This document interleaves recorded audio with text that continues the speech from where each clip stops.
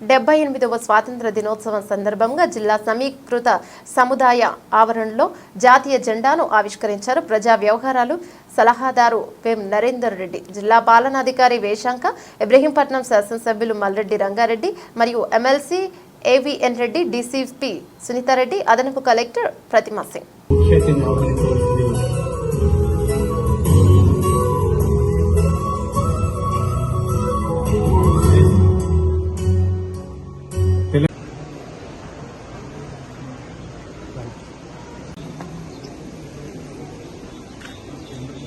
మువ్వన్నెల జెండా వెనువీధిలో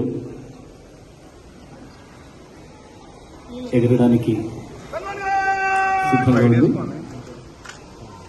గౌరవ ముఖ్య అతిథి చేతుల మీద పతాకావిష్కరణ కార్యక్రమం.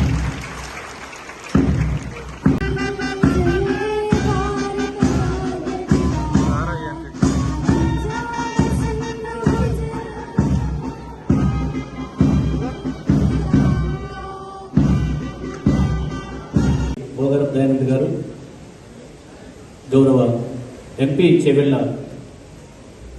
కొండ విశ్వేశ్వరరెడ్డి దయానంద్ గారు,